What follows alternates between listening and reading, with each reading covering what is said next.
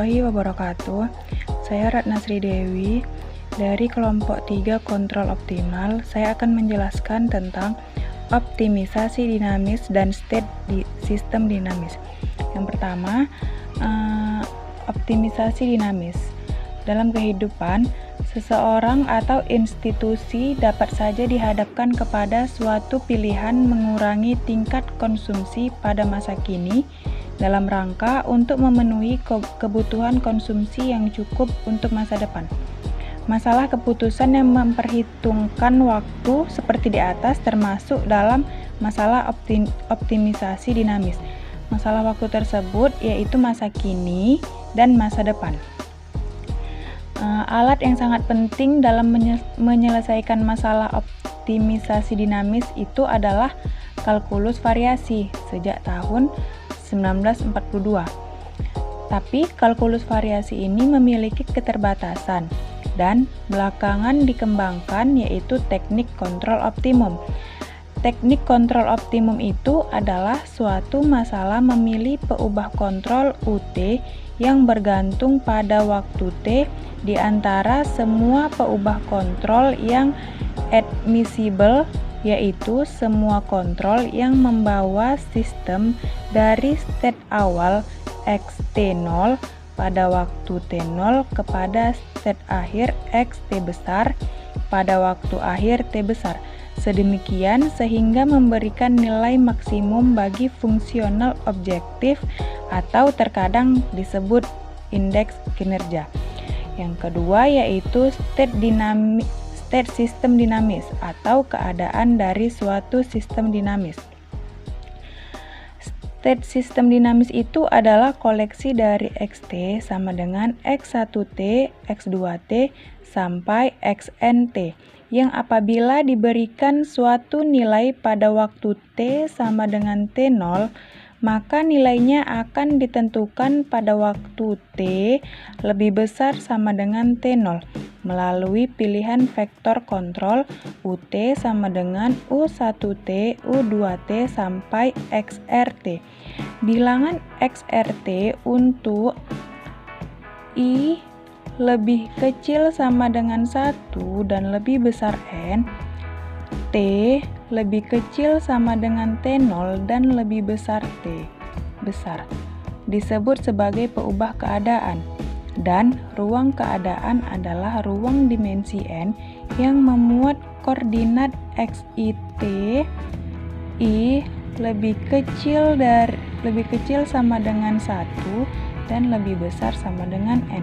Dengan cara yang sama, bilangan UIT untuk I lebih kecil sama dengan 1 dan lebih besar dari R, T lebih kecil sama dengan T0 dan lebih besar sama dengan T, disebut sebagai peubah kontrol atau peubah kendali.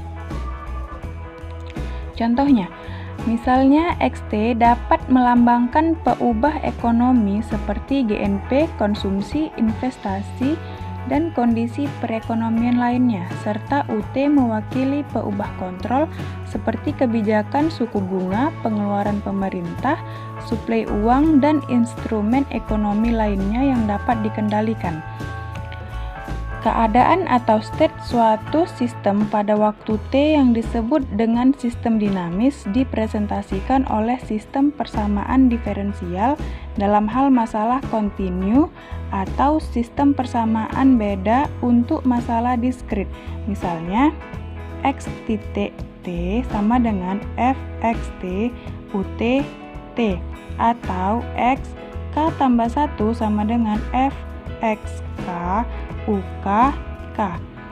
Sistem dinamis ini beragam bentuknya, dapat berbentuk sistem linear dan tak linear, dapat berbentuk autonomous atau sistem tidak memuat waktu T atau K, dan non-autonomous.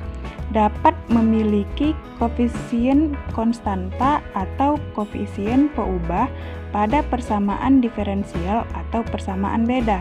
Dapat pula berbentuk sistem deterministik dan juga dapat berbentuk stokastik. Selanjutnya akan dijelaskan oleh teman-teman.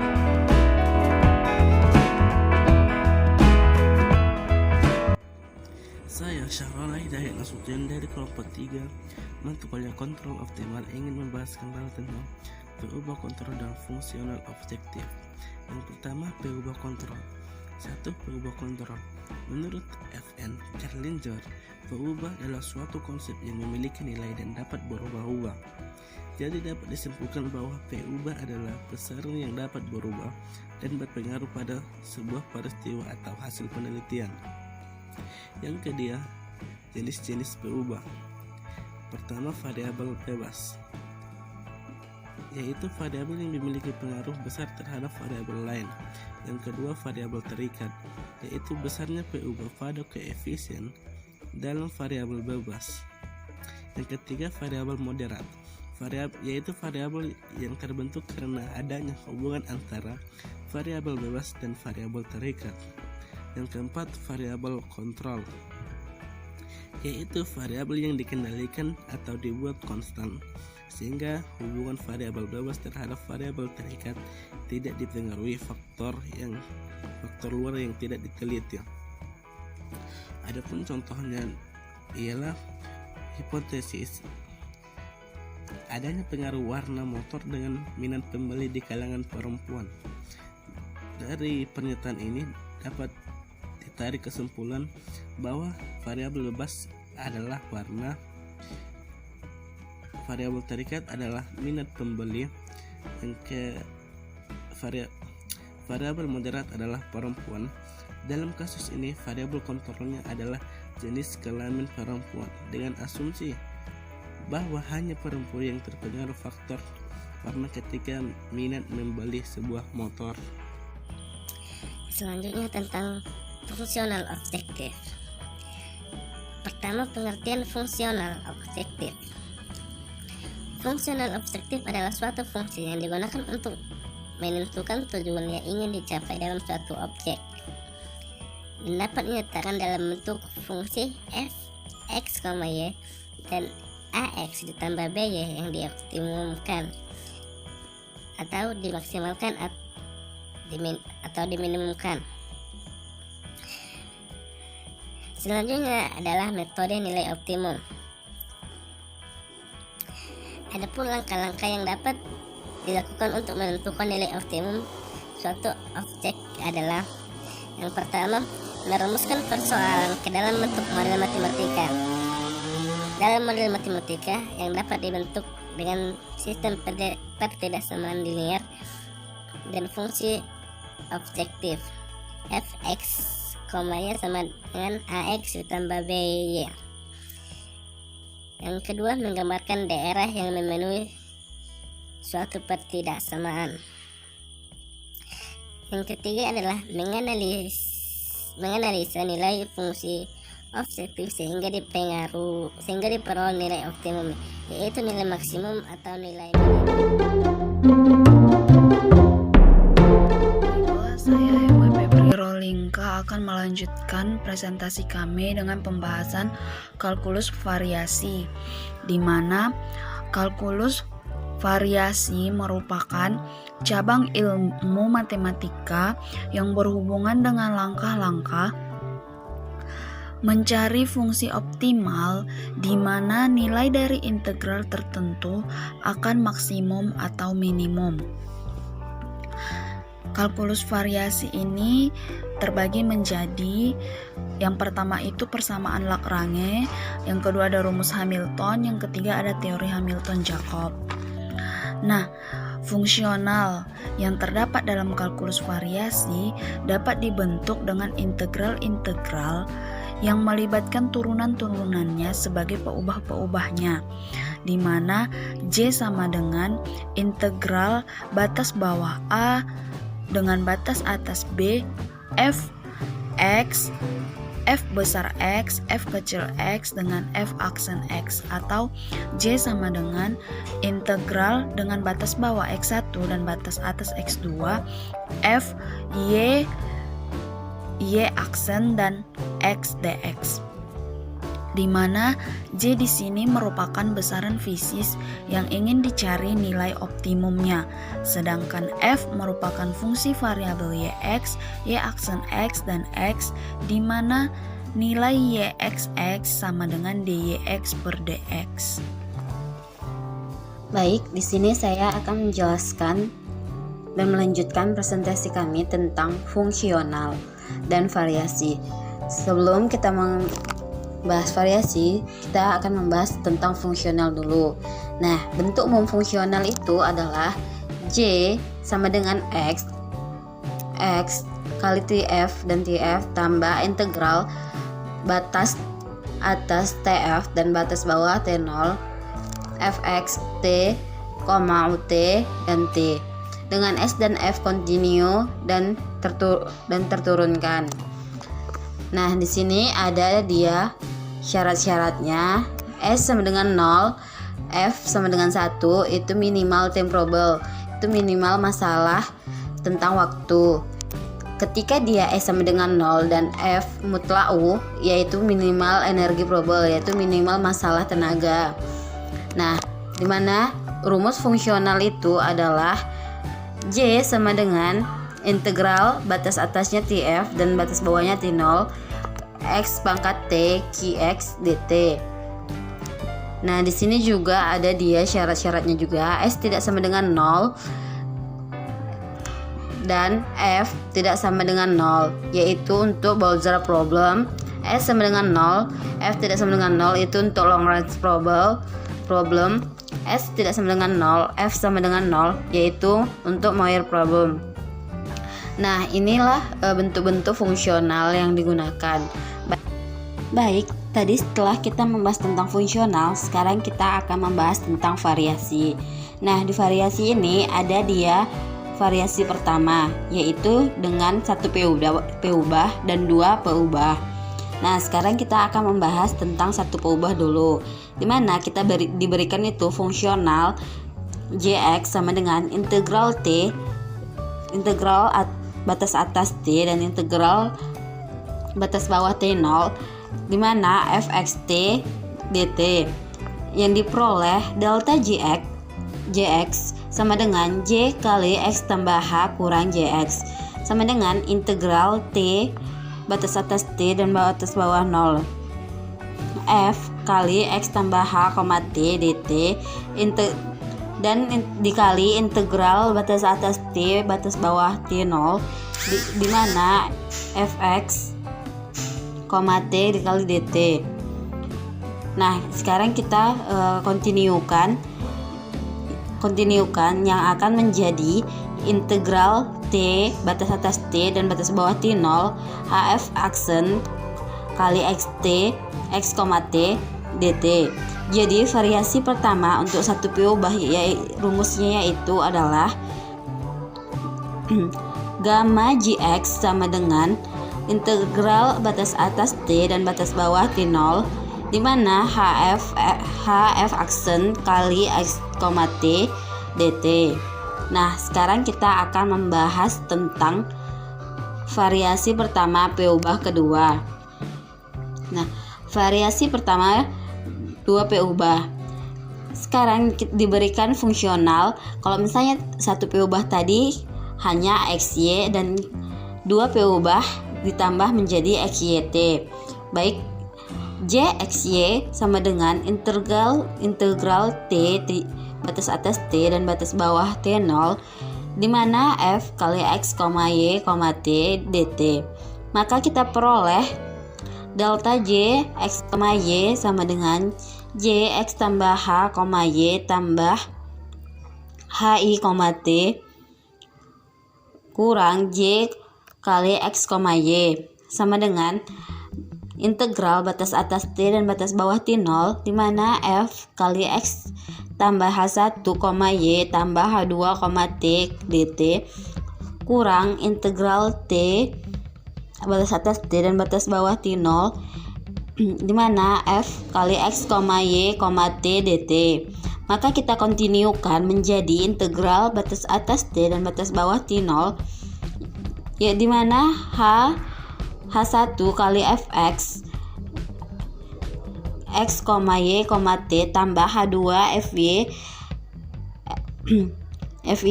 X, Y, T dt. Nah, maka kita dapat rumus dari variasi pertama 2P ubah, yaitu gamma J X, Y sama dengan integral T batas atas T dan batas bawah T0, di mana H1Fx anggotanya X, Y, T, H2Fy anggotanya X1, X, Y, T, dt. Nah, itulah rumusnya. Baik, selanjutnya saya akan membahas tentang persamaan Euler, di mana persamaan Euler ini merupakan E pangkat IV ditambah 1 sama dengan 0, di mana E merupakan nilai Euler yang kita ketahui nilainya sama dengan 2,718. Kemudian I sama dengan imajiner, V rasio dengan nilai 3,14. Nah, persamaan Euler ini memiliki hubungan yang erat di antara kelima bilangan penting di dalam matematika, yaitu 0 identitas penjumlahan, 1 identitas perkalian, E Euler basis dengan log natural, I merupakan unit imajiner yang merupakan salah satu bilangan kompleks yang kuadratnya itu -1. V merupakan rasio perbandingan antara keliling lingkaran dengan diameternya. Nah, secara geometris, persamaan Euler ini bisa kita bayangkan sebagai rotasi titik 1,0 pada bidang kompleks sebesar 180 derajat atau V radian, yang dilanjutkan translasi sebesar 1 satuan searah sumbu X, di mana deretan transformasi tersebut akan tiba pada titik asal 0,1. Berikut merupakan gambarnya secara geometris. Nah, identitas Euler ini bisa kita buktikan dengan E pangkat IX sama dengan cos X tambah I sin X. Tadi kan kita translasikan sebesar 180 derajat. Nah, dengan mensubstitusikan X dengan V, maka kita peroleh E pangkat IX sama dengan cos X tambah I sin X. Cos X dan sin X tadi ditranslasikan sebesar 180 derajat. Cos 180 derajat itu sama dengan -1, sin 180 derajat itu adalah 0, sehingga E pangkat IV sama dengan -1 ditambah I dikali 0, maka E pangkat IV sama dengan -1.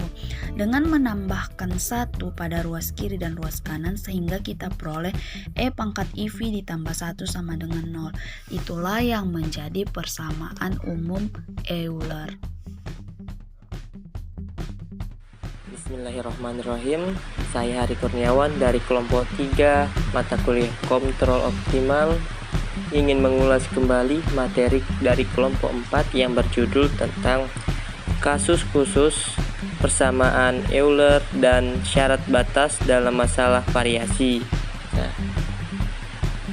ini judul materi dari kelompok 4. Di sini saya akan membahas tentang fungsional objektif, kawan-kawan. Fungsional objektif. Kenapa fungsional objektif? Karena berdasarkan hasil dari yang saya pahami, materi kasus khusus persamaan Euler dan syarat batas dalam masalah variasi, di dalamnya banyak terdapat fungsional objektif. Nah, di sini saya akan membahas fungsionalnya objektifnya saja. Di mana fungsional objektif ini terdapat bentuk umum dan bentuk khusus. Di mana bentuk umumnya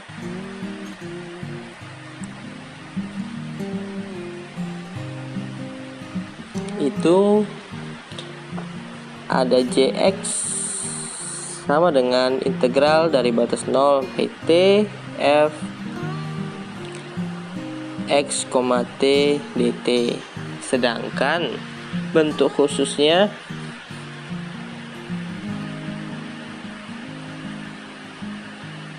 itu hampir sama dengan bentuk umumnya. Pembedanya hanya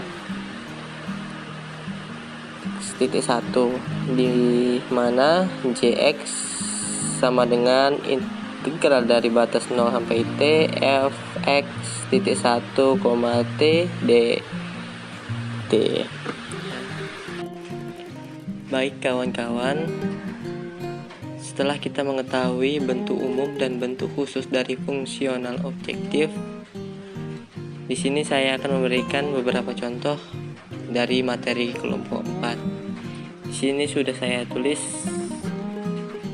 beberapa contoh yang bisa sama-sama kita bahas. Nah, di sini sudah ada saya tulis. Yang pertama, tentukan ekstremum untuk fungsional objektif Jx sama dengan integral dari batas 0 hingga 1 Tx.1 ditambah x.1 kuadrat dt dengan syarat-syarat batas x0 sama dengan 1, x1 sama dengan 1. Nah, penyelesaiannya di sini sudah saya tulis juga, karena kalau saya berbicara sambil menulis itu akan mempersulit saya dan hasilnya tidak maksimal. Di sini hal yang pertama kita lakukan yaitu